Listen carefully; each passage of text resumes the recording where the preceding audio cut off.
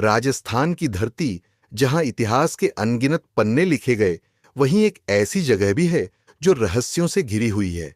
भानगढ़ किला। कहते हैं कि यहां रात के अंधेरे में कोई जिंदा नहीं बचता, और जिसने भी इस नियम को तोड़ने की कोशिश की वह कभी लौट कर नहीं आया। लेकिन क्या सच में यह जगह भूतिया है, या फिर इसके पीछे कोई गहरी कहानी छिपी है? राज की पढ़ाई खत्म होने वाली थी। वह एक व्लॉगर था, और मिस्ट्री लोकेशंस पर वीडियो बनाना उसका जुनून था। उसने ठान लिया कि वह भानगढ़ किले की रात की सच्चाई दुनिया को दिखाएगा। उसकी दोस्त नेहा, जो पैरासाइकोलॉजी की स्टूडेंट थी, ने उसे समझाने की बहुत कोशिश की। राज, वहां मत जा। कहते हैं जिसने भी वहां रात गुजारी वह कभी वापस नहीं लौटा। लेकिन राज को तो रहस्यों से पर्दा उठाना था। रहस्यमयी रात राज अपने कैमरे और ड्रोन के साथ किले में दाखिल हुआ।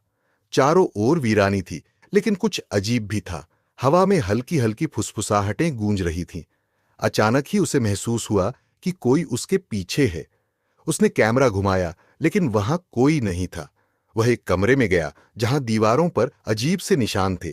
तभी उसके कैमरे की स्क्रीन झिलमिला उठी। अचानक एक ठंडी हवा का झोंका आया और दरवाजा अपने आप बंद हो गया। राज ने पीछे मुड़कर देखा, और जो उसने देखा उसकी रूह कांप गई। शापित आत्मा, सामने एक परछाई खड़ी थी। हवा में अजीब सी ठंडक घुल गई थी, मानो किसी ने समय को थाम लिया हो। जैसे जैसे वह परछाई स्पष्ट होती गई, राज का दिल तेजी से धड़कने लगा। वह एक सुंदर लेकिन उदास राजकुमारी थी। उसकी आंखें गहरी शून्य में ताकती हुई, ऐसी जैसे उनमें कोई रोशनी ही न बची हो। उसके चेहरे पर दर्द की लकीरें थीं, मानो सदियों का कोई बोझ उसकी आत्मा पर भारी हो। तुम यहां क्यों आए हो? उसकी आवाज गहरी थी, पर उसमें नफरत नहीं थी, बस एक ठहरी हुई उदासी थी, जैसे किसी ने उसे अनंत पीड़ा में बांध दिया हो। डर के बावजूद राज ने कांपते हाथों से कैमरा ऑन रखा। वह यह सब रिकॉर्ड करना चाहता था, लेकिन कैमरे की स्क्रीन झिलमिला उठी। हर चीज धुंधली लगने लगी, जैसे किसी दूसरी दुनिया में प्रवेश कर रहा हो। राजकुमारी ने आगे बढ़ते हुए कहा, मैं रत्नावती हूं, भानगढ़ की आखिरी राजकुमारी। राज की सांसें अटक गईं। रत्नावती, जिसके सौंदर्य की कहानियां पूरे राज्य में फैली थीं, लेकिन यहां वह एक भटकती आत्मा के रूप में खड़ी थी। तुम्हें तुरंत यहां से चले जाना चाहिए, इससे पहले कि वह जाग जाए। कौन? राज ने कांपती आवाज में पूछा। लेकिन इससे पहले कि रत्नावती कुछ कहती, एक भयावह चीख गूंज उठी। ये चीख इतनी गहरी और खौफनाक थी कि दीवारें तक हिलने लगीं। किले की छत से धूल और पत्थर गिरने लगे। हवा अचानक भारी हो गई, जैसे किसी अनदेखी शक्ति ने पूरे वातावरण को अपनी गिरफ्त में ले लिया हो। राज ने घबराकर चारों ओर देखा। दीवारों पर काले साए सरकने लगे थे। वे आकृतियां इंसानी नहीं थीं।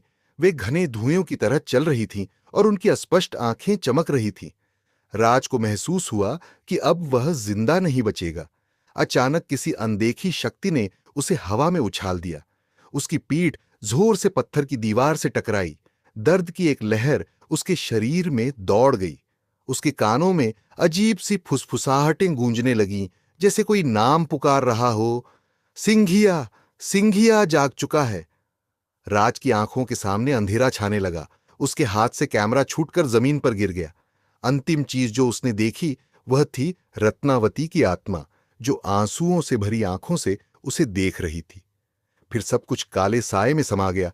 राज की आंखें तब धीरे धीरे खुलीं, जब सूरज की पहली सुनहरी किरणें भानगढ़ की वीरान दीवारों पर पड़ी।